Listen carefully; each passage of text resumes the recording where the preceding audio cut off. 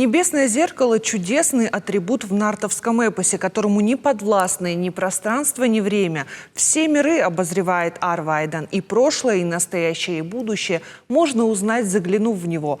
Обладать таким сокровищем и великое чудо, и огромная власть, и серьезная ответственность. Таким зеркалом для осетинского народа является нартовский эпос. В нем отражается и то, откуда мы пришли, и к чему идем, и вообще, кто мы. Нартовский эпос – это и жемчужина мудрости, и художественный шедевр, и энциклопедия жизни целого народа. Вот только собрать это волшебное зеркало из осколков, оставленных временем, миссия сложная и великая. Конечно, огромная работа проделана, но как не счесть звезд на небе, так и не остановиться в изучении этой сокровищницы нартовского эпоса. И наша программа приурочена к столетию образования Республики Северная Осетия-Алания. И сегодня тема нашего обсуждения как ценнейшее достояние республики – нартовский эпос. Здравствуйте, уважаемые коллеги. Здравствуйте. Сегодня говорим об эпосе и его ценность. Это аксиома, это то, что лежит в основе, мне кажется, осетинской души, осетинской сущности. Людвиг Алексеевич, давайте начнем с вас. Вот нартский эпос вчера и нартский эпос сегодня для осетин. Что, на ваш взгляд? Текущий 2023 год является знаменателем для нашей культуры. Это год объявлен годом нартовского эпоса, за что приносим признательность руководству республики. Второе крупное событие, которое произошло в связи с этим событием, является издание трехтомной энциклопедии осетинское нартское сказание. Из всего того духовного наследия, которое мы унаследовали от наших предков, самыми важнейшими являются язык и эпос. Они принесли нашему народу, нашей науке, изучение культуры, истории нашего народа огромное, имеет очень огромное значение. В данном случае год нартовского эпоса, который объявлен именно этот год, в этом году произошло каскад мероприятий во всех предприятиях, учреждениях республики, прошли очень много разных мероприятий. Но я, как сотрудники Северо-Осетинского института гуманитарных научных исследований, хочу сказать о том, что институт встретил достойно именно празднование года нартовского эпоса. Издано уже в 12-й год подряд и ходит через каждый год. Мы проводим специальные всероссийские сессии по нартовскому сказанию, куда собираются все ученые со всего Кавказа, и изданы уже 6 трудов этих занятий. Институт издал 7 томов нартовских сказаний, можно сказать, академических томов впервые. Они собраны в 7 книгах. За это поклон и уважение ушедших из жизни Тамаре Хамицаевой и Шамилю Чикаевым. И, наконец, год 23 был знаменателен, оказался тем, что после длительной работы большого количества авторского коллектива увидели свет энциклопедия осетинской нартиады. Я их принес просто для того, чтобы просто люди еще показать. Эта энциклопедия имеет очень большое значение для нашей культуры, в целом для нашей науки. Да, это уникальная энциклопедия.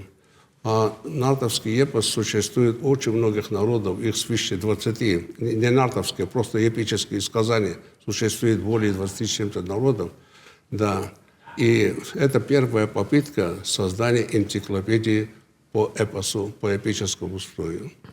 Работали над этой энциклопедией более 6-7 лет. Большой коллектив авторов, их было более 56 человек. Работа была огромная, привлечены ученые, специалисты со всех, не только Осетии, но и те, кто занимался даже из зарубежья. И фактически в июне текущего года прошла презентация этой энциклопедии именно в нашем институте, в конференц-зале нашего института. И, к сожалению, не все желающие могли, даже столько народа собралось, что не все желающие имели возможность попасть на эту презентацию. А презентация издана, этой энциклопедии очень хорошие отзывы и в прессе, и не только в Осетии, но и уже в российской прессе очень похвальные рецензии, это положительные. Даже хочу вам сказать, похвастаться и тем, что Российская академия наук ежегодно проводит, именно определяет, делает доклад наиболее выдающиеся достижения в разных отраслях науки и техники в итоге. И вот в этом докладе в разделе «Историко-филологические науки» в пункте 13 «Гуманитарные исследования» обозначена осетинская нартовская энциклопедия. Это очень высокая оценка нашего труда, который был сделан в этом деле. И вообще, когда мы говорим об энциклопедии, об эпосе в целом, некоторые люди так воспринимают, это сказки, рассказания и так далее, но из того, что оставили наши предки, самое драгоценное, это нартовский эпос. Язык, осетинский язык и эпос является таким шедевром фундаментальным. Без языка и эпоса мы бы сегодня даже не знали свой этногений, свое происхождение как следует. Именно благодаря знаниям языка и эпическим произведениям людям, ученым удалось определить, именно окончательно определить, кто мы по происхождению, наше скифо-аланское происхождение, принадлежность наше к индоевропейскому миру в целом.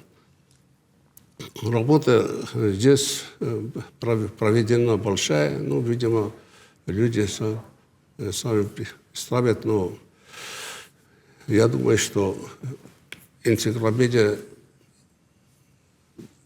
и то, что нартовский эпос объявлен годом нартовского эпоса, это еще больше будет способствовать популяризации нартовских сказаний в целом, которые крайне необходимы. Когда в 1948-1949 году впервые вышли академические издания эпоса у нас, вся Осетия в буквальном смысле зачитывали эти сказания и так далее. К великому сожалению, постепенно это самое происходит охлаждение. Не все у нас сегодня знают о нартовских сказаниях. Иногда, будучи даже преподавателем университета, я иногда спрашивал студентов, назовите мне хотя бы главнейших героев нартовского эпоса. И среди студентов находились люди, которые не могли назвать имени Патранца или Уразумага и так далее. Поэтому подобного рода мероприятия, годы проведения, приносят большую пользу для пропаганды эпоса среди нашего народа. Наша молодежь, подрастающее поколение прекрасно должно иметь представление о нашем прошлом, тем более такими сокровищами, каким для нас являются нартовские сказания. Ведь нартовские сказания, иначе говоря, это художественная автобиография осетинского народа. Все то, что там написано, в итоге является отражением жизни наших предков, отражением жизни аланского общества. Эпос, как таковая, нартовский эпос, уходит своими корнями с скифо-сарматскому периоду, 8-7 век до нашей эры. Вот оттуда идет его начало зарождения эпоса. Но окончательное оформление его произошло в аланский период с 1 по 13-14 столетие. И наше поколение, молодежь должна прекрасно знать именно эпос, потому что здесь это шедевр в итоге, это сокровищница. Это такие народы, которые имеют именно подобного рода эпоса, должны гордиться своими предками, что оставили такое богатство нам. Поэтому в этой книге мы особенно выразили признательность всем тем, кто работал над сбором нартовских сказаний, над сбором нартовских, кто их записывал в целом. Одних только сказителей, которые рассказали уже, появились они, одних только сказителей в эпосе, вот здесь оказано около 350 человек. А на самом деле их даже было намного больше. Впервые о нартовском эпосе уже заговорили в начале 19 столетия. Был такой Юлиус Клаплот, крупный востоковед, который именно первым сказал о том, что аланы – это иранское племя, иранский народ. А потом уже в 70-х, 80-х годах уже появились, был такой ученый ПФАФ, записывали их. И особая признательность, мы признательность трем замечательным братьям Гацеру, Гуцеру и Джантемиру, трем Шанаевым, которые первыми не только записывали натовские сказания, тогда поле записи было огромное. Он даже уставал от этих записей, настолько было фактически, настолько еще в 70-х годах 19 века, настолько они были широко распространены в народной среде, что просто даже, говорит, у меня времени не хватало всех записывать. Настолько богатыми были сказания это люди. И вот с тех пор по настоящее время идет 19-20 столетие, еще больше занимались.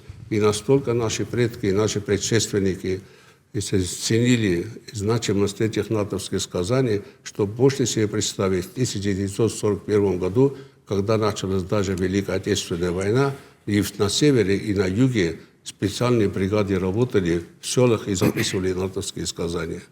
И благодаря энтузиазму этих наших замечательных представителей мы сегодня имеем наиболее полный эпос.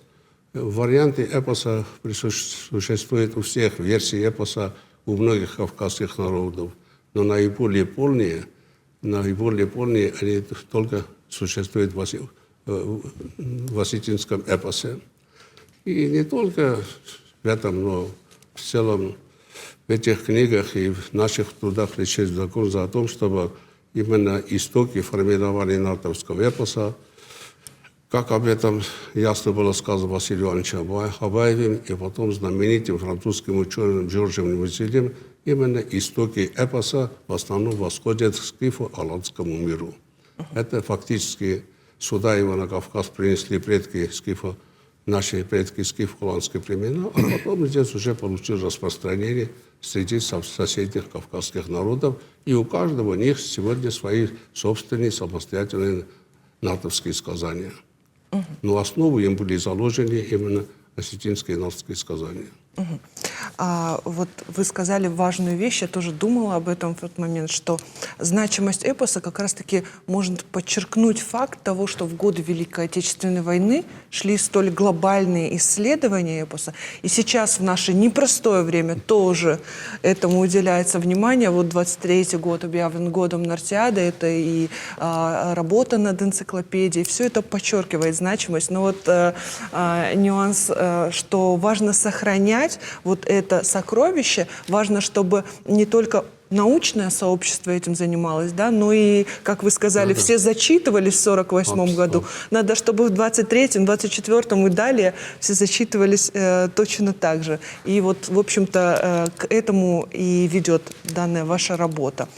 Эльмира Тамерлановна, расскажите, вот как вы видите, как вы воспринимаете значимость вот этого труда энциклопедии эпоса и о вашем участии в этом проекте? Можно я вот про Людвига Алексеевича скажу? Пока мы все вот с таким интересом его слушали, у меня почему-то родилась такая мысль, что он как Нарт Уружмак возглавил наш поход в Аштаг-Балзден, Науди, Сауферс, Бирамаузене.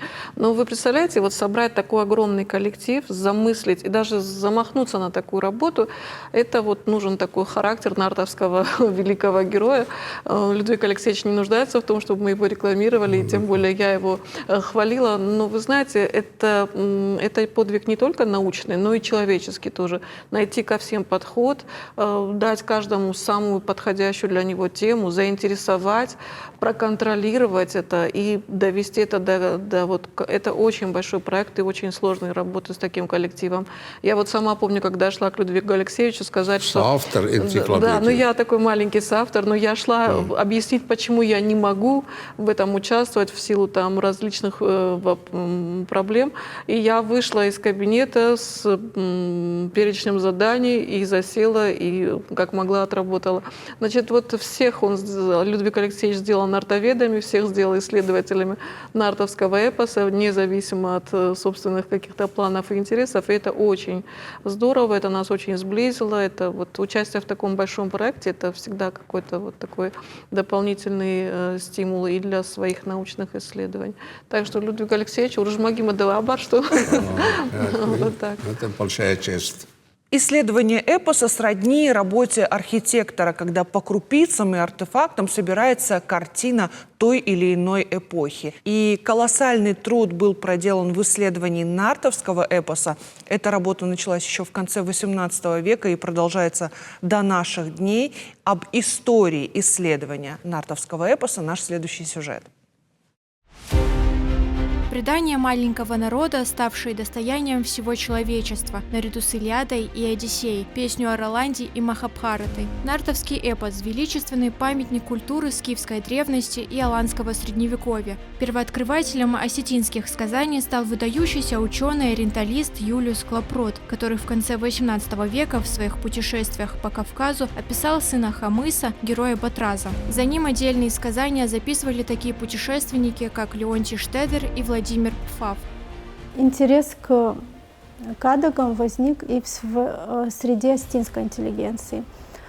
Стали активно записываться тексты, созданным в начале XX века историко-филологическим обществом.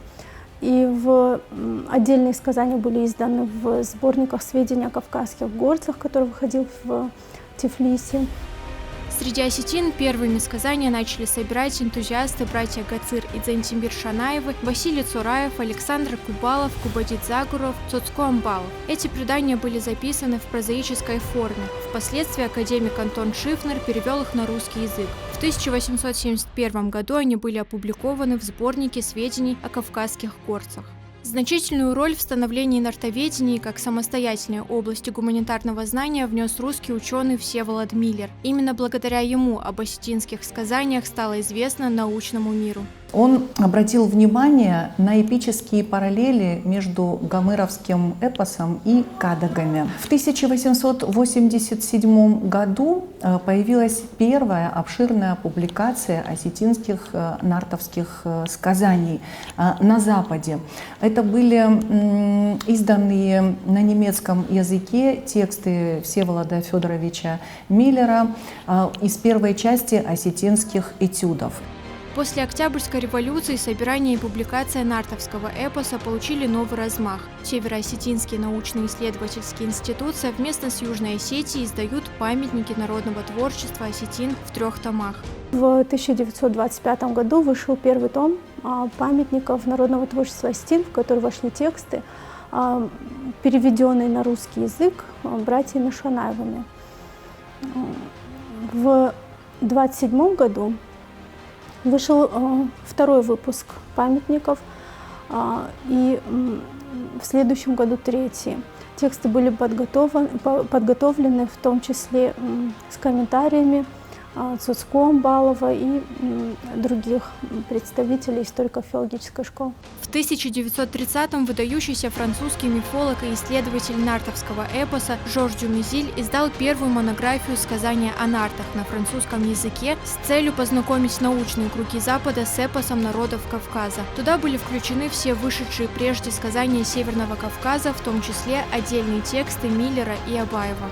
И вот в дальнейшем, в 1939 году в издании Академии наук СССР был опубликован сборник из 10 нартовских сказаний, записанных Василием Ивановичем Абаевым от сказителя Маргиева.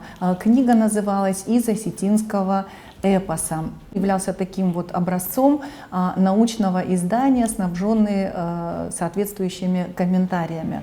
В 1940 году в Северной и Южной Осетии были созданы нартские комитеты, которые объединяли работу ведущих ученых по сбору, систематизации и публикации кадагов о нартах. Во все районы были посланы фольклорные экспедиции, проводились регистрация и извлечение сказаний. Помимо этого записывался музыкальный и танцевальный фольклор, связанный с эпосом. Уже через 2 года, в 1942 в Цхинвале в свет выходят нарты на осетинском языке в грузинской графике с иллюстрациями Махарбека Туганова, который также принимал активное участие в сборах преданий.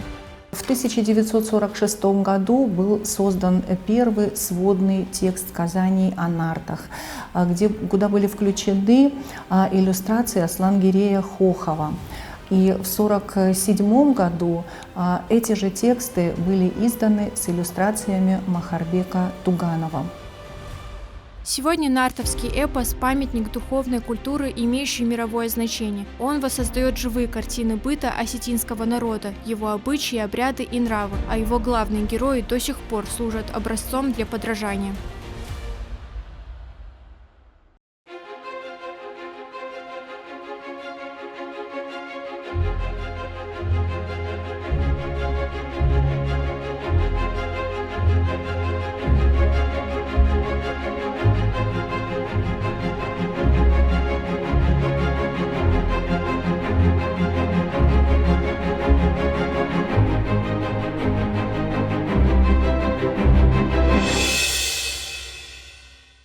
Вопросы историчности нартского эпоса затрагиваются еще Василием Ивановичем Абаевым.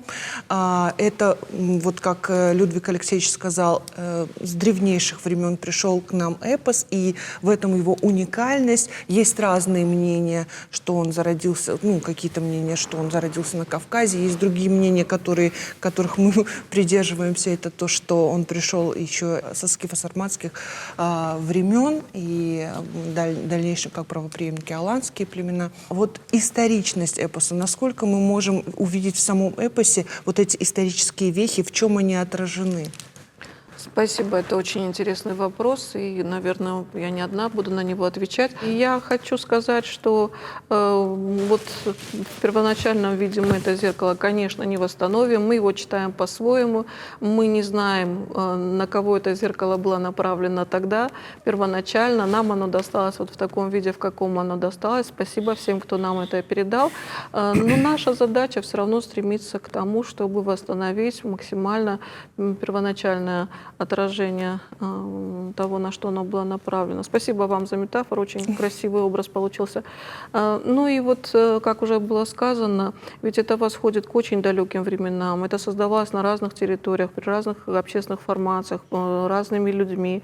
Ну и нужны тут специалисты разных периодов исторических, начиная вот с первого тысячелетия до нашей эры и вот до позднего средневековья, да, наверное.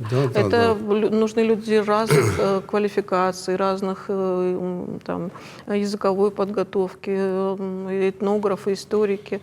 Это очень большая задача, которая, конечно, пока еще не совсем решена. А то, что заявляется, что нартовский эпос — это история, это безусловно. И как-то вот мне кажется, наша задача сейчас все более подкреплять вот этот тезис аргументами и фактами.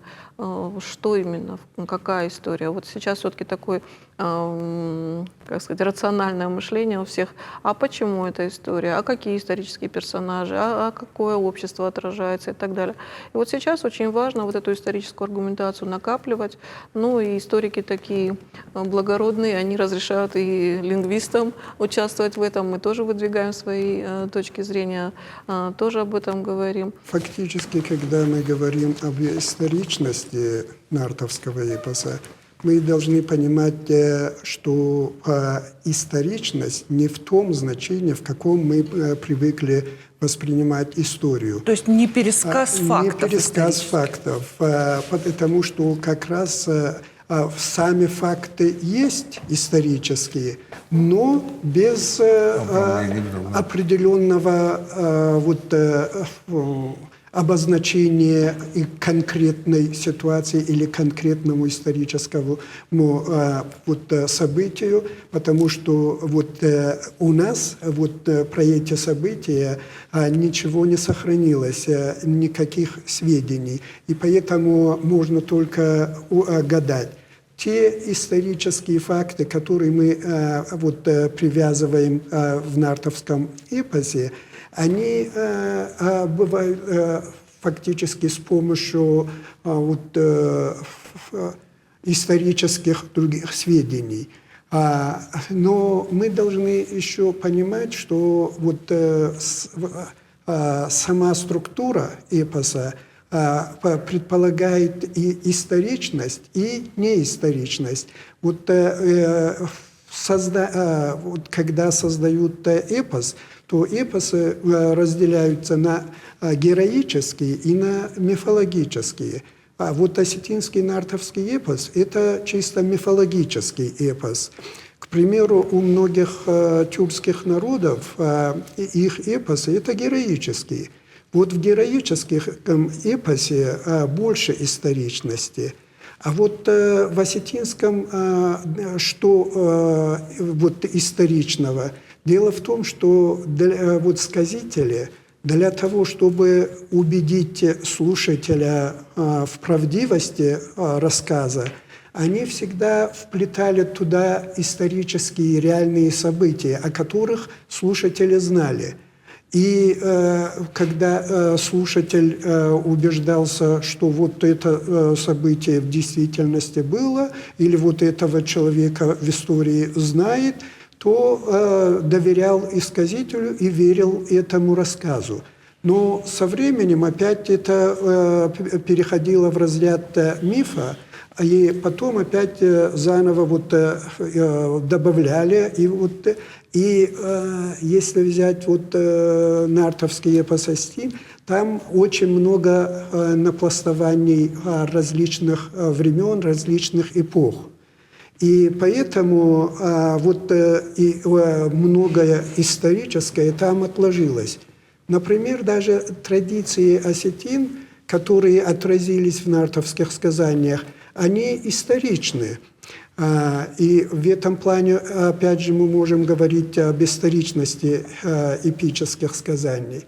Но даже вот те традиции, которые ушли из остинского быта, они сохранились в нартовском эпосе. И при этом интересно, что сказители, когда рассказывают вот с таким сюжетом, то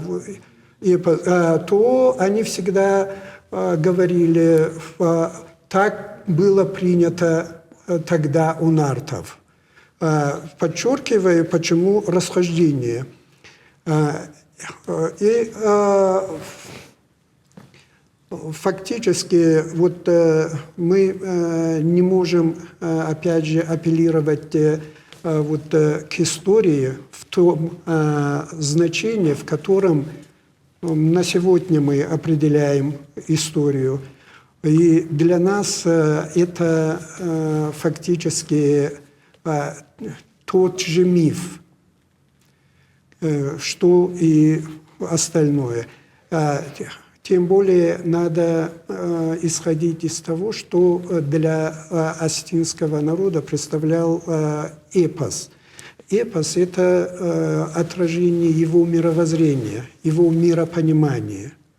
И, естественно, в этом миропонимании исторические факты играли как бы сопутствующие, значение сопутствующей ее роль.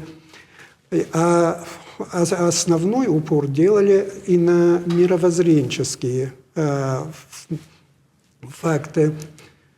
Но эти мировоззренческие тоже в разные эпохи были, соответственно, разные. И если мы будем копаться вот в остинском нартовском эпосе, мы обнаружим, что вот основа нартовского эпоса Остин составляют даже не древние иранские, вот, как говорился, скифо-аланские и скифо-сарматские, а праиндоевропейские мифы. Это уже эпоха, когда еще не произошло разделение индоевропейских народов. И вот основа. А со временем, естественно, вот пласт за пластом наслаивалось. Так как мы с Фидар Магометович является одним из лучших знатоков фольклорных текстов, это, безусловно, ведущий специалист, фольклорист высокого уровня. Но вот у нас с Фидаром Магометовичем диаметрально противоположные подходы. Он представитель мифологической школы, а я, хоть и не историк, но вот чем больше читаю текстов и чем больше провожу текстологического анализа, тем больше убеждаюсь, что как раз наоборот. вот именно история, исторические факты, причем не разрозненные факторы, а вот в какой-то такой системной связи можно прослеживать в нартовских А можно вот эпосах. одну черточку хотя бы, какой-то пример? Вот? Можно. Если позволите, я вам скажу. Вот я, например, когда читала Василия Ивановича Абаева, и вот этот близнечный миф Ахшар и Ахшартаг, Ромул и Рем, мне казалось, это вот, ну, как-то, ну, вот честно скажу, я скептически на это смотрела, думаю, ну, где Ромул и Рем, и, ну, да, братоубийственный конфликт, ну, да, тема волка, ну, да, один брат там что-то делает, другой ему мешает, но это 753 год до нашей эры, и это вот территория Апеннинского полуострова, и меня вот эти аргументация, меня как-то вот, ну, с каждым новым аргументом я думала, ну, может быть, да. Как-то вот, в общем, я начала как скептик, вот, больше как мифологист, наверное, я на это, мифолог, да, смотрела на это. А вот смотрите, а если вот дальше очень мало что известно про Ромула и Рему, но если вот прям очень читать, вот смотрите, например, их дед был свергнут своим братом, и они, дядя их сверг, и Нумитора, что делает Ромул и Рем, когда у них появляется власть? Они восстанавливают своего деда. Что делает Ахшар и Ахшартаг, когда тоже входят в такой возраст? Они приводят своего деда, они его находят. Ну, по-другому, да, вот правильно, конечно, это не такое отражение. Да, они его помыли, побрили, женили на своей матери, но они его реставрировали, получается, они его вернули к власти.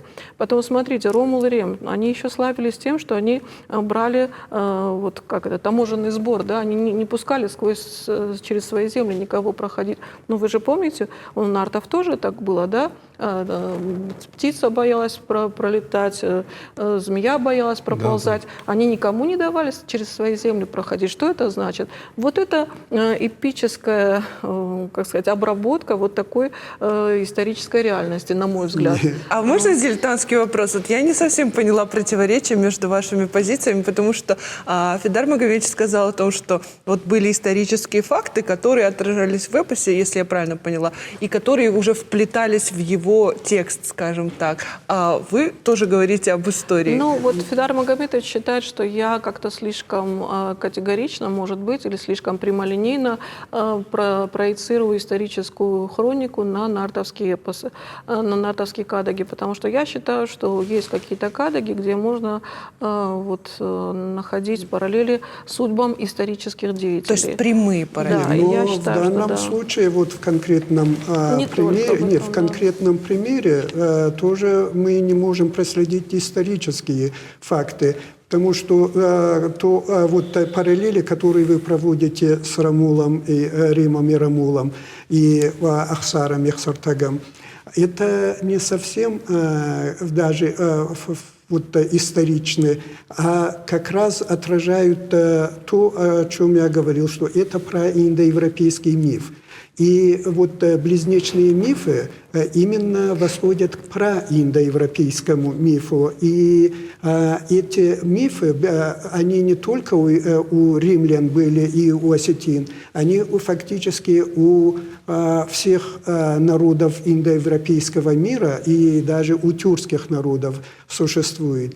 И надо исходить из самого контекста и из семантики, что означает этот близнечный миф. Ну вот сейчас мы увлечемся нашим спором. Вот очень интересно и очень продуктивно. Я всегда люблю говорить на аудиторию, где есть Федар Магомедович, он мой самый такой жесткий критик. Но вот как раз в этом и есть наше противоречие. Я считаю, что да, и, конечно, и в греческих мифах, и в римских, и в германской мифологии есть близнечные мифы. Конечно, это отражает какие-то проиндоевропейские формулы и мифологемы. Но вот знаете, ну вот есть, например, Хенгист и Хорса, которые переселились на Британские острова и стали первыми германцами, которые возглавили первые германские. Вот и с ними можно сравнивать, и с этими можно сравнивать. Мне все-таки кажется, что вот это распространение этих мифов, оно так как-то, ну как сказать, вот Федар Магомедович пытается это все про индоевропейский алгоритм поместить. А мне кажется, что, ну хорошо, может быть, я слишком такой далекий пример взяла с мифами, хотя у меня все равно другой, с близнецами. Ну вот, например, вот раз вы спросили меня конкретно, вот у меня есть работа небольшая про Амаласунту. Это была готская царевна, дочь Теодорика Великого на территории Апеннинского полуострова. И если, вот я совершенно случайно вышла на эту параллель, потому что ее тоже когда-то заключили в тюрьму на озере, она была там убита. И, собственно говоря, вот этот кадок, шашланья, шатана, ферваженкота, сады, жендоны сады. Вот, значит, как Суслан спас Шатану из озера Ада, значит, озеро, Жендон, Жендон — это тюрьма, Зиндан. Вот есть параллельность судьбы. Хорошо, это может быть каким-то случайным совпадением. Но если ты начинаешь вот это все, как сказать, вот этот клубочек распутывать, там оказывается столько всего, даже вот вплоть до того, что на восток она ждала от византийского императора Юстиниана. С востока пришел отомстить Юстиниан, отомстил ей. Шатана посылает на восток своих этих. Ну, это тоже может быть совпадение. Подумаешь, 4 стороны света, одна, конечно, будет востоком, если так, 1 к 4. Но там есть, ну, вот эта тюрьма на острове, на озере, там, да, в данном случае на острове. Этот Юстиниан, который приходит и перебивает народ Амаласунты. Что делает Суслан, когда не застает Шатану? Он начинает убивать нартов. В смысле, какой-то дворцовый переворот, вооруженное это истребление народа.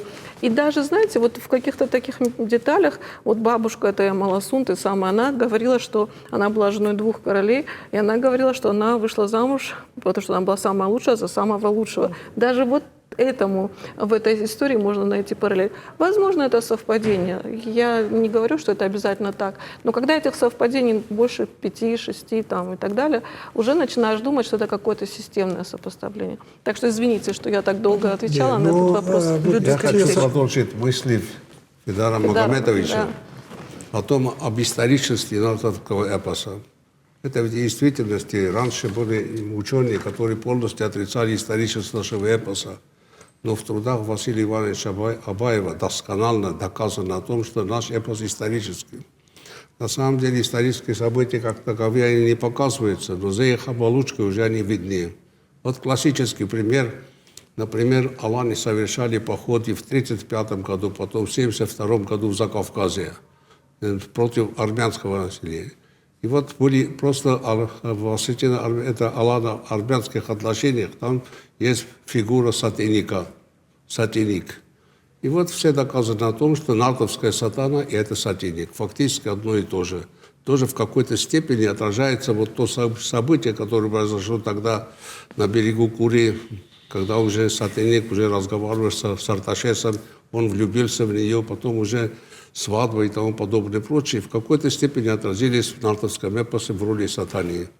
У них есть также царит так называемое имя Ахшен, от осетинского идет Ахсан. Вот вам исторические какие-то параллели. Исторические события происходили, но они получили вот такое отражение в нартовском эпосе. А в целом, если взять вот в этой энциклопедии, проводятся десятки, более 20 всяких реальных связей, реальных этнокультурных связей нартовского эпоса с другими народами. И эти связи фактически отражаются от берегов Тихого океана до берегов Атлантики. С какими народами только не встречались. Есть там осетино-китайские связи, осетино-японские связи, потом уже татарские, осетино-кельтские и так далее. И все эти связи, нартовские параллели, случайно они не появились. Если бы они, именно эти народы, нас не соприкасались в историческом прошлом вместе, тогда бы никаких параллелей бы не было. Если вы почитаете, там, например, образ Батрадзе с этим британским королем Артуром и так далее, ни в коем случае не подумайте, что это случайно. Они буквально даже в деталях сходятся, эти две легенды. И это не могло случиться так, просто без того, чтобы наши предки не встречались именно на берегу, не было их в Западной Европе, и тогда эти народы не встречались, таких бы параллелей бы не было.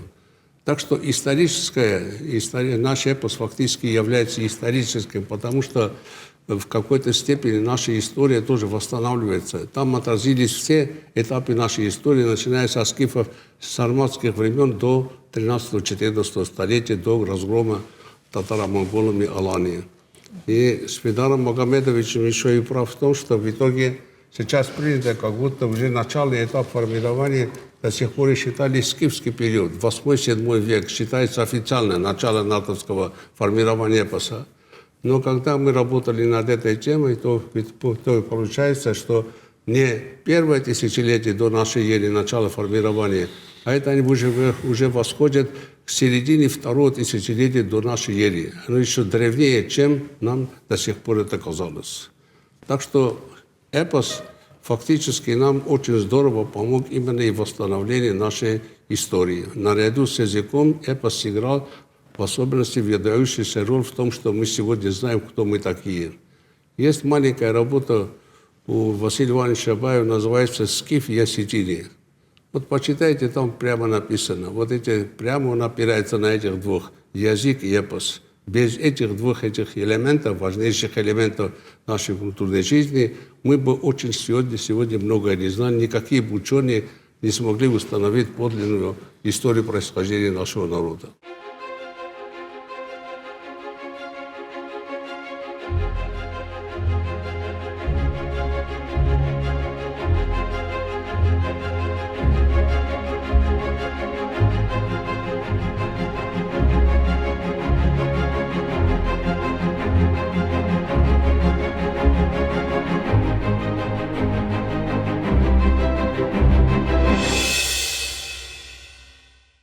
Вот как вы сказали, у многих народов есть эпические сказания, и вот как один из аргументов того принадлежности нартовского эпоса именно осетинам, один из аргументов это как раз-таки вот эти параллели, да, о которых вы говорите, с кельтами, ну, с разными народами, с которыми они взаимодействовали.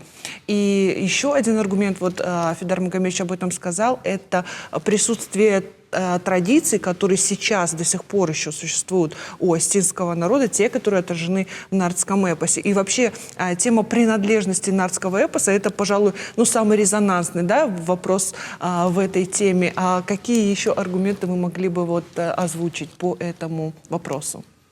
Ну, это, понимаете, здесь очень много аргументов в этой книге, в этой энциклопедии все приводится. Есть там большущая статья «Ядро формирования нашего эпоса в итоге». Очень много таких факторов, которые свидетельствуют о том, что эпос принес сюда, на Кавказ, скиф, это скифо-аланские элементы. Этот выдающийся ученый Жорж Дюмизиль прямо сказал, его, видимо, домогали другие соседние народы, но он прямо сказал, что дружба хорошо с вами и так далее, но истина дороже, что основа эпоса в итоге была создана скифо-аланскими элементами. И таких аргументов очень много. Вот, например, приведу вам следующее. Такое, например, это в наибольшей степени нартовский эпос сохранился у кабардинцев, ближайших соседов Алан. Алании находились, аланское государство, когда создалось, это было центральное Предкавказье в итоге. Ближайшими нашими соседями Алан были кабардинцы. У них после осетин в наибольшей степени у них было развито сказано. А потом идет дальше, чем идет от востока, к востоку эти племена, чеченцы, это самое, черкесы, адыгейцы, потом удыги и так далее, чем дальше идет от центра именно к берегу Черного моря, тем больше и больше ослабляется влияние нартовского эпоса. Если мы возьмем на восточную сторону, то в наибольшей степени развиты они ингуши. Они непосредственно соседствовали с Осетией, здесь даже по берегу Терек только разделял нашу территорию. А потом уже у чеченцев они в меньшей степени, а в дагестанцев они, натовские сказания сохраняются, но фактически это уже фактически у них нет. Только отзвуки натовских сказаний сохраняются у дагестанцев. Так что вот это тоже один из самых вещественных доказательств о том, что именно это самый эпицентр натовских сказаний были аланское государство в целом, а потом уже чем дальше территориально расходились времена, тем они меньше и меньше проявлялось влияние натовского эпоса. И много таких доказательств. И в художественном отношении, во всех отношениях это эпос наш богаче. Даже вот если взять одних только сказителей, в общем итоге получается уже 400, чем-то 500, и столько же сказителей вы не найдете в других версиях нартовского сказания. Факторов очень много, которые доказывают безусловную принадлежность именно скифо-аланским племенам с последующим распространением на соседние народы, у которых возникло. Классический пример к тому еще. У нас в осетинском языке, у нас в осетин два эпоса. Нартовский эпос и даридзановские сказания. Никто из нас не отрицает о том, что даридзановские сказания пришли к нам со стороны Грузии. Грузия со стороны Персии, оттуда через Грузию пришли к нам. И ничего зазорного мы не считаем о том, что когда говорим о том, что даридзановские сказания к нам пришли, и на основе этих грузинских или таких персидских даридзановских сказаний у них появились свои собственные даридзанты катчета. Даже диссертации защищены по ним. Так что ничего такого нет в этом зазорного. Ну, факт является фактом. И с этим надо считаться. К сожалению, некоторые наши коллеги игнорируют подобного рода явления, факты из соседних республик. Мои коллеги разрешают мне спорить с ними, ну или хотя бы не соглашаться. Вот можно я все-таки скажу, вот этот сатыник, вот эта параллель шатана и сатыник, почему-то пользуется в нашей республике очень большой популярностью, все любят это. Вот я тоже, мне тоже это нравилось, тоже я была поборником этого всего, раз тем более это сказал Василий Иванович Абаев. Но вот я в текстах Нарты Качета не вижу никаких параллелей к истории сатыник и шатаны. Вот ни в одном кадаге, ни текстологическом, может быть, она как-то замифологизирована, но я не вижу этого. И более того, вот Мавсес Харинаци, как описывает сатыник, ну, бахатрка, Существовали имени дошло. Сатыник это да. Как это имя, да, как то, что она, нет, то, что она аланская царевна и так далее. Я с этим я не спорю ни с одной этой. Но Мавсес Харинаци не описывает ее как уж очень прям добродетельную и идеальную модель. Поэтому, ну, давайте вот так скромно упоминать ее и напрямую не привязывать. Тем более, что шатана очень сложный образ. Вот. В том-то и дело, что вот Эльмира Тамерлановна сама подтверждает, что вот даже ее имя не факт исторический. Так как вот сегодня у нас много имен, и Батраз, и Сослан, и Урузмак, я много раз уже сталкивался с таким именем тоже. Но это не означает, что вот мы должны к этим личностям привязывать нарты. Просто вот из нартовского эпоса идут эти имена. И вот из тех мифов, которые существовали во времена сатиника, бытовало имя шатана в те времена. Возможно, имя получила вот эта принцесса от этого имени. И так, точно так же, как вот Давид Суслан, не к Давиду, от Давида Суслана идет нартовский Суслан, а от нартовского Суслана идет имя Давида Суслана. И видеть в этом, опять же, историчность очень сложно и в какой-то степени некорректно, потому что подтвердить вот именно эту историчность мы не в состоянии. Но, безусловно, я уже говорил, что главное в эпосе для носителей вот именно нартовского эпоса было его мировоззрение. А все остальное – это как бы сопутствующее, потому что без истории, опять же, до нас не дошли бы эти вот рассказы, потому что невозможно сохранить без того, чтобы проявлял интерес слушатель. А когда слушатель проявляет интерес, тогда испокон, вот из поколения в поколение они передаются. Потому и много сказочных сюжетов тоже. И это как бы развлекательная часть нартовского эпоса. А это, без этой развлекательной части тоже до нас бы они не дошли. Но на основании того, что там есть и развлекательная часть, говорит, что вот нартовский эпос служил для развлечения населения, мы не можем, опять же, говорить. Это, опять же, как бы сопутствующий элемент в эпосе. А основной тогда? Основное именно мировоззренческое, мировоззрение. Дело в том, что уникальность нартовского эпоса заключается в том, что там отразилось фактически все, с чем сталкивалось население за эти последние, по крайней мере, 4000 лет. И многие находят совершенно различные элементы. Вот в данном случае сейчас говорили о бесторичности. А некоторые исследователи находят даже таблицу Менделеева. Естественно, мы не можем утверждать, что нартовский эпос таблицу Менделеева сохранила, но если там именно такое обнаруживается, кто-то находит, значит, и такое могло быть. Но опять же циклится на том, что это главное, нет. А вот то, что мировоззрение, это по всему эпосу проходит. И при том же не только по нартовскому эпосу. Уникальность осетин не в том, что они создали такой эпос.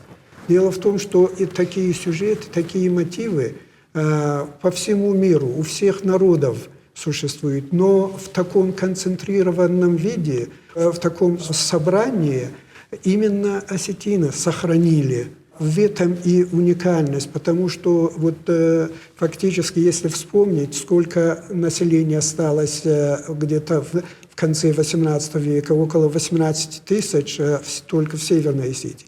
И вот эти 18 тысяч сохранили такое богатство, это, естественно, именно уникальность и героизм в какой-то степени.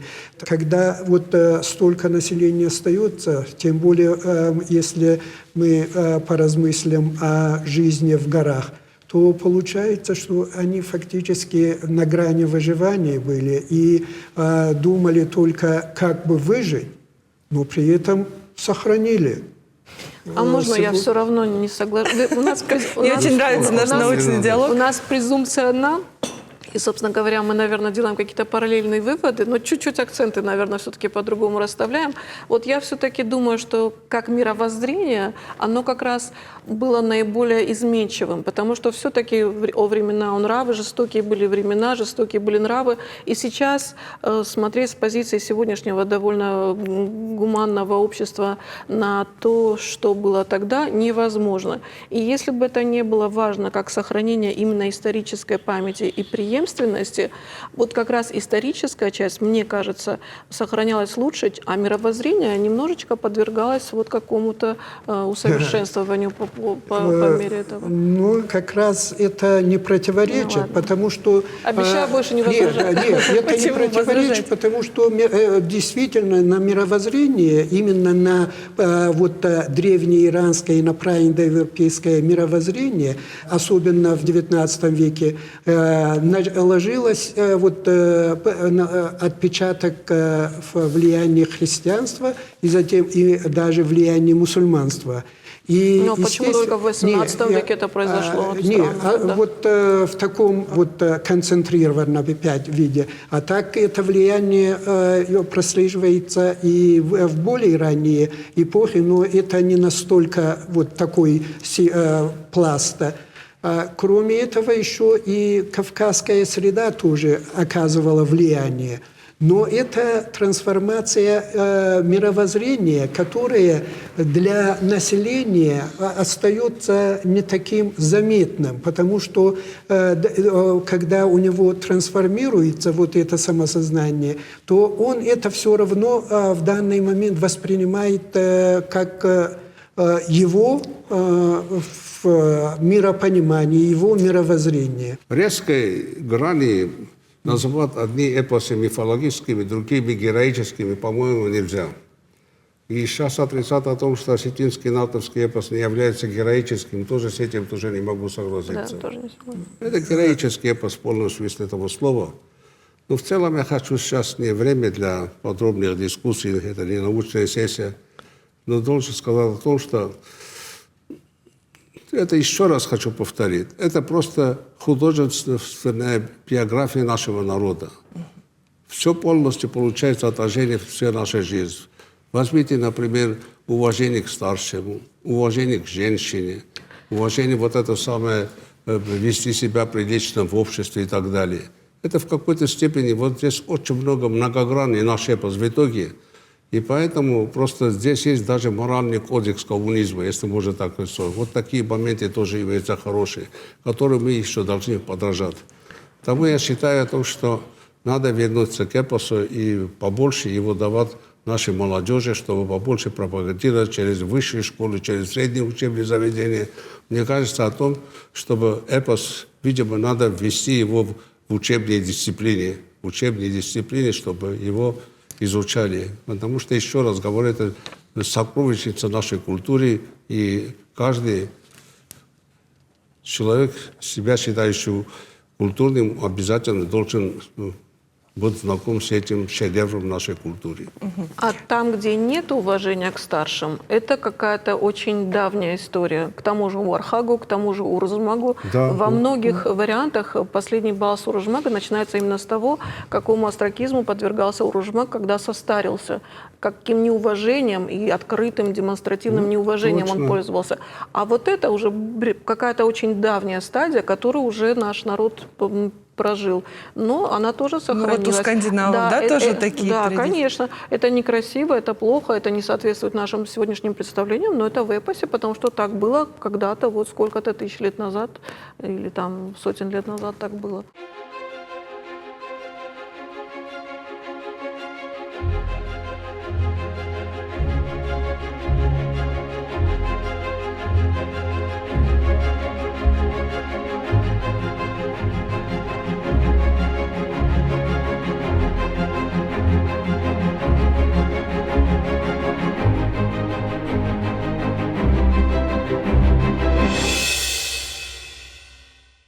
Знаете, вот Так когда Федар Магович говорил о том, что и даже таблицу Менделеева можно найти в эпосе, там, историю металлов и так далее. Вот мне вспомнилось вот, принцип золотого сечения. Принцип золотого сечения. Это такой единый какой-то закон, вот, которому подчинены иногда интуитивно, а иногда осознанно, вот Аслан Казбекович не даст соврать, да, подчинены почти все шедевры. И, наверное, эпос, он как вот истинный шедевр, в себя включает разные такие моменты. Мы можем сами додумывать, что да, это туда заложено, это может быть наш домысел какой-то. А может быть, это просто действительно единый какой-то принцип. Это так, дилетантское суждение просто высказала. Ну вот вы когда иллюстрируете, вы же историческую правду пытаетесь нащупать, да? Конечно, это не вооружение конкретного, там, не знаю, Александра Македонского или там этого Ганнибала, но все равно вы же эпоху прощупываете, как это бывает? Мне и многим моим коллегам всегда нравился подход Туганова. Туганов брал разные эпохи, то есть его картины взять, там и кубанские вещи встречаются, и сарматы, и аланы, и все, но он их стилизовал, он их не делал фотографически, он их пропускал через себя, и они получались уже, собственно, как одно целое. Поэтому, это и было одно целое, это части жизни одного народа в разные временные промежутки. Он их собирал и из них делал. Вот его подход, он более энциклопедический, и лично мне он больше всего нравится. То есть не привязка к одной какой-то эпохе. Потому что эпос же не в одно время создавался. Он тысячелетиями пополнялся. И поэтому подход Туганова в этом плане, он наиболее грамотный. И он как учитель для всех художников и останется. Вот даже когда мы театр расписывали в Цхинвале, у нас были консультанты, все, нам по 10-15 эскизов делали. И вплоть до каждой заклепки было вопросы. А вот так было, так не было. Пачки эскизов. Но нервов много было потрачено, но это самый правильный подход, потому что Если ты делаешь, к примеру, картину, ты ее можешь там, ну, для подправки снять что-то, а роспись ты уже не снимешь. Поэтому очень серьезно подходили. Но я к чему говорю? В плане того, как эпос изображать, это не значит, что его копировать надо. Каждый его по-своему видит, эпос. Это как дверь, вот открывает, Да. и эту дверь, каждый свою дверь открывает в этот мир. Но как учитель все-таки там номер один это был всегда и остается Туганов. Мгм. Вот можно, раз уж мы перешли в эту плоскость, то вот я хотела спросить. В целом мифология и греческая мифология, она ну, в основе изобразительного искусства лежит, библейские сюжеты в основе. Вот для осетин это нардский эпос, источник вдохновения для осетинских художников. Я считаю, что вполне имеет право нардский эпос выйти далеко за пределы только осетинских художников и отражаться в их творчестве. Вы уже сказали о том, что Махарбек Туганов это вот ну, такой отец-основатель, можно сказать, да, этого Так направления. Вот хотелось бы, чтобы вы раскрыли эту тему детальнее. В чем его вклад особенный? Ну, я ее, в принципе, и раскрыл. Но другое дело, я свое мнение хочу сказать по этому. Тут огромный труд проделали, то, что энциклопедию эту издали. Это научный труд, он очень нужен. Но чтобы его люди знали, дети знали, молодежь знала, его все-таки надо как-то в практическую сторону повернуть. Несколько лет назад была хорошая мысль сделать страну нартов. Для чего это надо? Давайте будем прямо говорить, молодежь мало читает. Ну, это неприятно. Мало читает, практически не читает. Фильмов тоже особо нет. Поэтому, если такой этнографический комплекс бы появился, дай бог, чтобы появился, это было бы место, где бы они его напрямую изучали. То есть там вот, то есть, не знаю, и скульптурная часть бы там была, и состязательная часть, то есть какие-то образы героев, и в то же время они бы это на практике, не знаю, там с лука стреляли или что-то. То есть, ну, концепция, собственно, этого комплекса. Я к чему говорю? В практическую сторону, чтобы молодняк, он это больше изучал. Своими я вот сколько мог, вот, пока они маленькие были, я им это читал там. Я помню, что это очень интересно детям бывает. Сейчас недавно в Ставрополе фестиваль был очень крупный, и республику мы представляли. Я там познакомился с очень талантливыми ребятами, нашими земляками. Они начали издавать, вот, занимаются комиксами по нардскому эпосу. Комикс — это определенная стилистика, это надо ее найти. Но они очень на очень правильном направлении. Именно эти небольшие такие книжного формата, тонкие, такие журнального формата вещи, они молодежи очень популярны. Конечно, пока там минусы есть, да, но вот то, что они это делают, это уже хорошо. Я был очень рад этому. Подружились даже. Чем могу, я им помогаю тоже, ну, в меру сил. Но я все-таки сторонник того, чтобы научную часть как-то донести до молодежи, чтобы они это Скажем, адаптировать под молодежь. потрогали и туда ушли, как бы. То есть вот почему, собственно, страна нартов, эта фраза мне нравится, нартыбаштана. То есть он из 21 века, он как бы, чтобы попадал туда, и чтобы там все было материально, вплоть до камней, до одежды, до всего. Чтобы вот так они быстрее бы это изучали. К сожалению, мало читают. И вот такой ход он бы был, наверное, очень действенный в плане изучения эпоса. А эпос живой, пока его молодежь знает. Вот пока он у них есть, они его образы героев у них в голове есть, в душе, тогда он живой. Поэтому надо, чтобы он дальше был живой, чтобы они это вот это огромный пласт научной работы, хотя бы часть их до молодежи донести. Да, интересно. Но проблема в том, что фактически эпические сказания, если взять семитомник, то там даже 10% сюжетов не наберется, которые как бы предназначены для не то что для детей, но даже для юного возраста. Дидактического характера там очень мало, Поэтому, да, ну, это, слава богу, сейчас уже появились работы, которые вот нартовские вот эти сказания адаптируют к различным именно возрастным категориям. И поэтому необходимо, чтобы вот продолжилась эта работа. Но, естественно, эта работа без художников невозможно детям внедрить. Дети воспринимают текст, если есть художественное сопровождение. У меня когда-то на Аристон ТВ была в эксперта лекция, и я там, как мне казалось, много чего говорила, но почему-то всем запомнилось только одно. Я сказала, что Ахиллес — это вообще-то, мы его все знаем как греческого героя, а вообще-то он считается царем земли скифской. И вот знаете, что интересно, вот и какие глубинные связи здесь будут. Вот греческий эпос, Гомер, Илиада.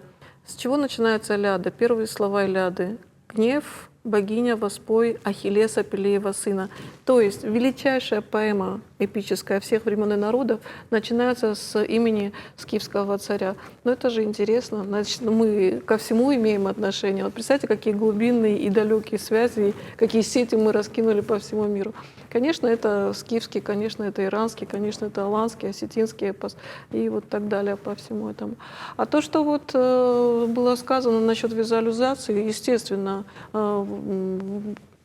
сюжеты узнаваемые, вот то, что нам уже оставили наши классики изобразительного искусства, это очень, они и лиричные, они и, там и жанровые сцены, и батальные, и очень запоминающиеся сюжеты. И вот сейчас есть молодежь, которая рисует, молодые, совсем молодые школьники, им часто дают такие задания. Такие бывают трогательные, интересные картины, прям очень. Всем тоже рекомендую побольше заниматься иллюстрированием, наверное, что-то получится. Одна из особенностей этих натовских сказаний заключается в их многогранности. Фактически они относятся как фольклор к филологическим наукам, но имеют всестороннее отношение в итоге. Вот при написании, при создании этой энциклопедии здесь принимали участие и археологи, и этнографы, и антропологи, и это самые философы, и все, в особенности все деятели, и это самые композиторы, и художники, и, допустим, нартовский эпос, классическая художественная литература, нартовский эпос, изобразительное искусство, осетин и так далее и тому подобное. Все принимают участие. В особенности я хочу обратить внимание на изобразительное искусство. Все книги и тексты и исследования, которые выходили до сих пор о нартовских сказаниях, в основном включали трех наших великих художников – Туганова, Джанаева и Хохова. Этими ограничивались.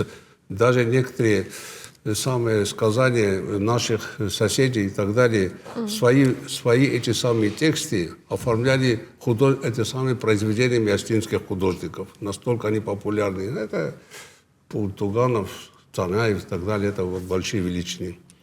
И вот особенности вот этих наших нартовских энциклопедий заключается в том, что мы фактически уже вовлекли туда всех художников, всех поколений, которые только занимались нартовским эпосом. В том числе и наш товарищ по сегодняшней беседе Аслан Гдагуров, он изобразил нартовского патраза, который использовал в своей монографии «Осетинская нартиада». И вообще без работ художников это художественное направление бы очень здорово проиграло. Но зато сейчас очень здорово. Десятки художников осетинских и тех, кто занимался нартовскими эпосами, все получили отражение вот в этой нашей работе, нашей энциклопедии. Ну, тогда уже обращусь к Аслану Казбековичу. Аслан Казбекович, вот скажите... Да, еще я прошу прощения. Художники наши сегодня сами передовой авангард из творческой интеллигенции. Посмотрите, их выставки кочуют по всему миру, в итоге в Бельгии, по всем и так далее. И вот это самое, в годы войны сгорел осетинский театр, государственный театр в Цхинвале. И вот сейчас, если придете, посмотрите, просто получите величайшее удовольствие, потому что наши передовые художники, в том числе Яснах и Тагуров, вместе с ними, они оформили его из самой по тематике нартовского эпоса и другим этим, и уже выглядит совершенно по-другому. Так что это их работа и в театре, в оформлении зала Национального театра тоже привлекает общее внимание и всем очень импонирует. Вот я хотела спросить, как у художника в первую очередь, вот почему эпос – это такая неизмеримая глубина? Вот вроде бы он глубоко достаточно изучен. Понятно, что там невозможно остановиться в этом процессе, в изучении. Но вот для художника всегда находится возможность нового взгляда на те или иные сюжеты. Сюжетов не так много, да, которые изображают, они ограниченное количество. Но даже вот если брать того же Джанаева, там один и тот же сюжет у него отражен совершенно по-разному, там в разные годы его жизни. Вот как в творчестве художника отражается взгляд, ну, скажем, эпос — это такая призма, через которую художник транслирует свое уже мировоззрение.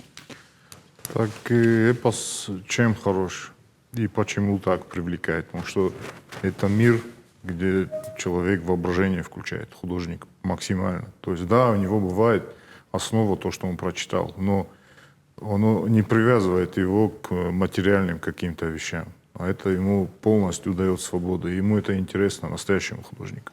Туганову тоже, почему это интересно было, Джанаеву, Хохову, их много. Потому что включается воображение, это бывает, это как, ну, ирунавжарга, рамешка дуне.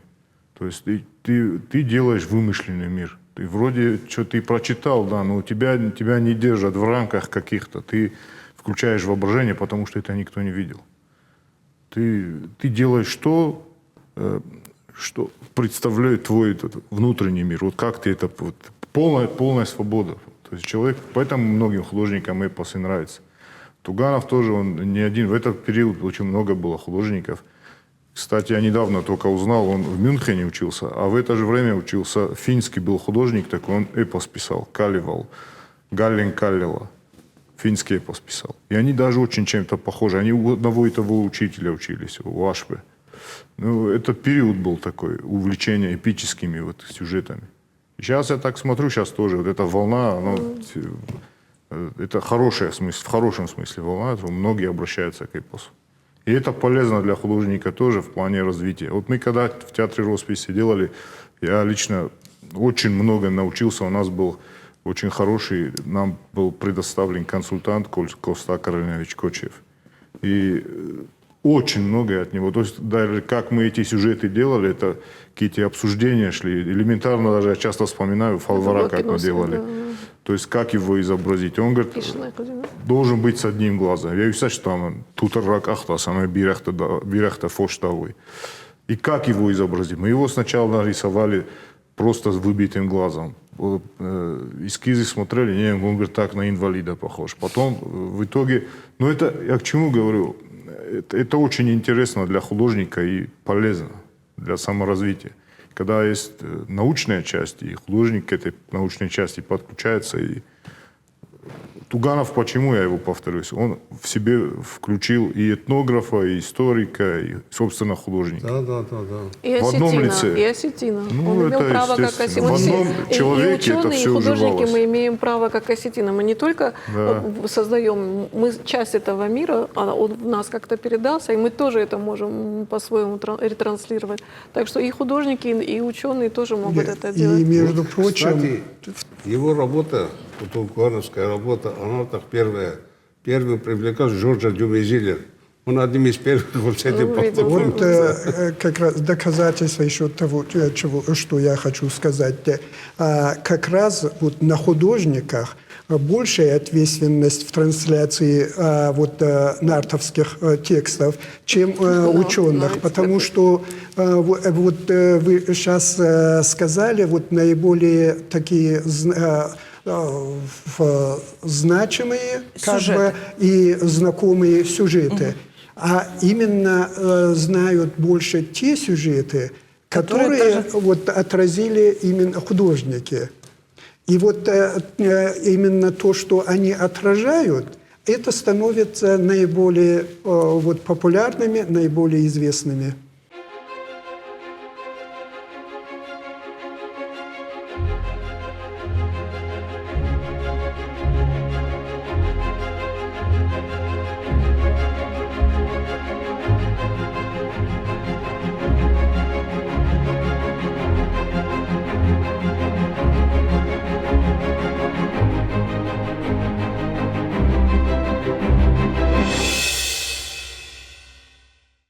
О чем разговор ведется? То есть сначала видят картинку люди, и эта картинка им входит в душу, они к ней привыкают. То же самое, вот я хуржахневат ваш торжина.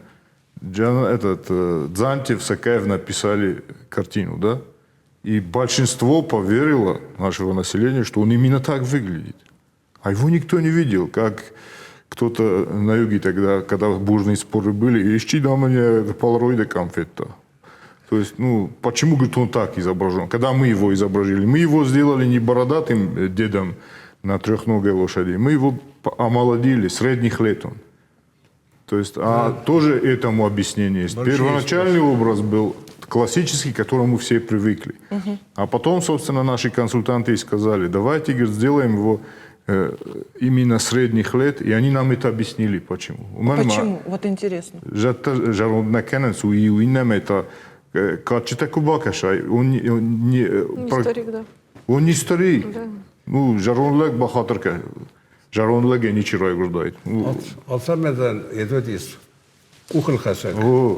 Средних лет. Я к чему говорю? Вот такой интересный получается момент, когда все-таки... Но все равно будут возвращаться именно к первоначальному изображению. Запомнили же его, да. Вот как мы сейчас вот Сердона не воспринимаем иначе, чем вот Туганов его изобразил. Да. Вот можно по-всякому изобразить, но никто его не узнает, если в нем нет тех черт, которые вот изобразил Туганов. То есть он родил такой визуальный архетип, можно сказать. Да, он создал именно такой архетип. Он его первый нарисовал. Полароид сделал. Он сделал у нас первый полароид, гениальный который художник. запомнился. Да. А можем вот как-то углубиться по творчеству или не будем уже углубляться? Например, по Джанаеву конкретно. Вот про Туганова немножко. Ну, я не искусствовед, я практик. Хорошо. Сказать могу, да, но тут я, в принципе, то, что имел сказать, я выразил по большому счету. А между прочим, вот то, что вы их омолодили, это очень даже хорошо, потому что молодежь часто говорит, ну они какие-то старые, эти герои. Вот Дарса Штейсам, конечно, Фандеса, это тоже вот веяние времени. Почему? Потому что вот когда те создавали вот пожилых, то тогда предпочтение именно пожилому возрасту давали, потому что именно все почести вот отдавали именно более старшим. А сейчас другое время, сейчас получается. Уже другое время, да. Сейчас уже совершенно по-другому все воспринимается. Там еще момент очень интересный был в трактовке, допустим, когда мы начали образ Ваштражи писать, как даже вот лошадь его изобразить, коня. Конечно. И тоже первоначально он был опять-таки изображен там трехногий, все, а потом опять вот в дискуссиях это и пришло к тому состоянию, как он сейчас видит, его образу. То есть консультант нам так сказал, во-первых, арткахик. И вот к этому тоже. В итоге мы его изобразили, мы не стали прямо изображать, что он 4 ноги у него, но заднюю часть лошади мы как бы в облака спрятали, но сами копыта показали с молниями. Ома арцевые кахты. Нет, но здесь чисто мифологическое. Дело в том, что вот когда у Астраджи вот тексты рассказывают и преподносят, что вот он посетил такое-то село и вот идет по такой-то улице, то, естественно, сказители прекрасно понимали, что лошадь на 3 ногах не может перемещаться. И всегда изображали в рассказе, что прихрамывал на левую переднюю ногу. То есть тем самым подчеркивали трехногость. А все остальное это уже мифотворчество. А они спрятали заднюю. Ну, чтобы так это лишних не споров имеет не было. значения. Ну, хотя они все равно были. А вот- Я их уже дам, Конечно. А вот как вы относитесь, вот я хочу спросить научное сообщество, представители научного сообщества, как вы относитесь вот к таким вот собственным интерпретациям художника, вот таким разным? Иногда они бывают научные, иногда они бывают, ну, такие авторские, но тем не менее они же останутся, они же сохранятся в памяти людей. Это по-другому и не может быть. Даже если взять ученых, вот мы сейчас говорили об историчности, и у нас разные взгляды. Да. Естественно, и при отражении сюжетов тоже будут разные взгляды. И наоборот, это хорошо, потому что даже если, к примеру, при отражении какого-то сюжета художник ошибся и допустил какие-то ошибочные элементы в изображении, то все равно они могут дать толчок к интерпретации того или иного сюжета. Это с одной стороны. А с другой стороны, мы говорили сейчас о значении художников именно в сохранении, в пропаганде и даже, можно сказать, в рекламировании нардского эпоса. Но если взять образовательные учреждения, которые выпускают в Осетии художников, то мне, например, странным кажется, что вот этих художников учат художественному ремеслу, но им не преподают мифологию осетинскую. И даже эпос У нас нартовский. преподают. Нартов, где это? Художественное училище. Это в училище, а в университете. Я недавно еще спрашивал, и мне сказали, что нету такого ничего. Если не преподавать, если не вникает в суть этой мифологии, то, естественно, ни один образ правильно не изобразит. Я возражу и защищу Согук, хотя он не нуждается в моей защите. Там преподают корифеи нашего искусства, и в частности Мурат Джикаев. Ну, как он не обеспечивает поддержку этнографическую, общекультурную, историческую, это даже не обсуждается. Они делают целые циклы. Перед этими циклами они прорабатывают и сюжеты, и эпос. Ну, нет, это не так все просто делается. Ну, я пока очень ограничусь хорошо, вот я этим. рад. Они делают очень Одинаково, интересные, очень разные да. работы. Это, да. Вот Одинаково это Кикаев не очень может быть талантливый никак, художник, потому что очень люди разные. много И, соответственно, работает. Да, каждого конечно. воображение разное, восприятие разное. Художники точно так же. То, как, повторюсь, Пуганов изображал, Джанаев по-другому видел, Хохов по-другому. Да. Хайтагуров тоже У каждого по-другому свой видит. почерк. Каждый художник видит это по-своему, Ладно. потому что это, Тем более повторюсь, идет это вымышленный фольклорное мир. произведение, так что здесь очень сильно судить. Это не исторические же личности, а просто фольклорное произведение, так что могли быть, каждый художник подходит своими собственными глазами, смотрит на вещи, на мир. Да, и понимаете, как это же не просто иллюстрация к какому-то литературному произведению, это иллюстрация к тому, что принадлежит моему народу, Аслана народу, и я часть этого народа, и я имею право на эту интерпретацию, и я так выражаю свое мироощущение и мировосприятие, которое вот этим всем обществом и всем эпосом сформировано. Мы каждый читаем и видим свое. Вот А это, что имеем право на это. Вот. И что говорить о художниках? Взять сказителей, которые нам передавали. Каждый по-своему. Каждый по-своему Каждый передавал. по-своему. Да. Вот еще что хотела спросить. Аслан, вот такой вопрос. Вот лично вы чем вдохновлены в эпосе? Вот эпос транслирует какие-то смыслы, да, определенные, силу, мужество, героизм, я не знаю, там, ну, разные. Это те смыслы, о которых говорил вот Федор Магомедович, что мировоззренческие какие-то позиции. Именно вот, так и есть. Вот для вас что? То же самое. Вот. Ну вот вы, соприкасаясь с эпосом, сами что чувствуете и сами что транслируете? Не, ну так это вот именно то, о чем говорил мой старший. То есть это не то, что мировоззрение, это понятно на русском. Иронал, гдал. И в понятии гдал это все включает. И историю, и как себя вести. То есть вот в эпосе это все заложено. Поэтому его обязательно, чтобы молодежь его читала, не знаю, это... Не знаю, в каком это виде прописать или что, ну, хотя бы какие-то часы там, ну, дома-то это можно детям читать. Ну, повторюсь, все-таки нужна еще и практическая сторона. Этого. Ну вот как раз мы подходим к завершению нашего диалога, и я хотела такой как раз вопрос задать. Вот сохранение эпоса, чтобы он существовал далеко за пределами научной среды, да, чтобы он был глубоко вот вшит, прошит в сознание молодого поколения, что для этого нужно?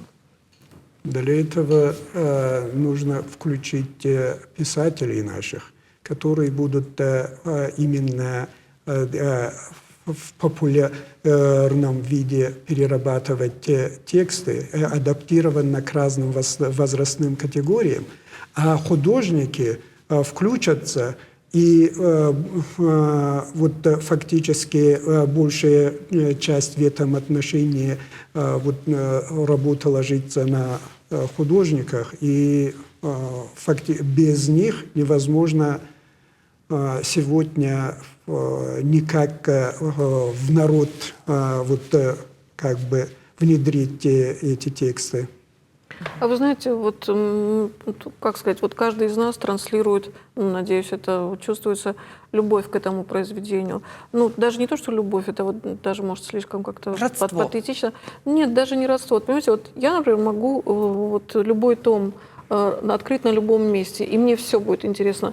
Вот, например, я могу фипайнак-то открыть, и там вот разыртая, нафыштая гуряты гагус, разыртая я фыткавдын в таком-то году, столько-то ему было столько-то лет и так далее. Мне даже вот это интересно. Кто рассказывал, кто написал, и там среди записывающих, там все корифеи, да, этот Миллер, там Абаев, там Цоцко, там Загуров, ну все, вот Занаев, ну все, кого мы знаем, понимаете, вот люди, кем гордится Осетия и кто составляет Золотой фонд Осетии, они все в той или иной мере, кто-то записывал, кто-то редактировал, кто-то что-то делал, собирал, это все, ну как, это же наше, это, ну, может быть, как-то немножечко неубедительно я в своей какой-то патетичности, но я призываю хотя бы начать читать, и тогда я уверена, что у каждого будет какой-то отклик. Вот, ну, это не может оставить равнодушным, по крайней мере, в нашей лингвокультуре. Значит, человек не принадлежит нашей лингвокультуре. Давайте сделаем такой тест на осетинство. Нравится, не нравится осетинские нартовские сказания? Не нравится? Ну, такой-то осетин без нартовских сказаний. Для меня, объявление года нартовские сказания должно способствовать тому, чтобы вся осетинская общественность повернулась лицом к нартовским сказаниям. И каждый на своей должности, там, общественный деятель или кто-то, всячески должен способствовать именно популяризации нартовских сказаний. Потому что это, еще раз повторяю, жемчужина народного творчества. И жемчужину каждый из нас имеет право не только знать, но и пропагандировать, и способствовать тому, чтобы молодое поколение с этой жемчужиной было знакомо. Если бы забахесарут, мафедна, к нам домой, когда попал, я был вообще маленький. Послевоенная книга с калькой, там вот эти иллюстрации Туганова, она была абсолютно неадаптированная. Там вот я был, сколько мне было, 1 класс пошел, только читать начал. Тоже переработанные. Ну, тем не менее, это для меня было такое впечатление на всю жизнь.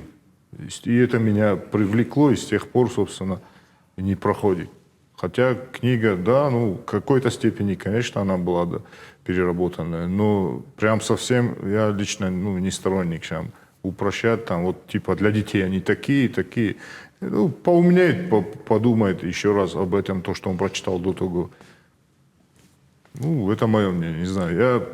У меня эта книга до сих пор дома, там, правда, печать Кацуана как попала, не знаю, с Садонской фабрики библиотека. И вот они, вот эта книга у нас. Спасибо Я большое благодарна сегодня. Бакум Тафа, что Марат много А я хочу реабилитировать и остальные эпосы. Вот опять я говорил про уникальность осетин в том, что они сохранили вот такое богатство. Но осетины сохранили не только нартовский эпос, но и дорязановский эпос, и эпические сказания царцята. Сарцята дишекта.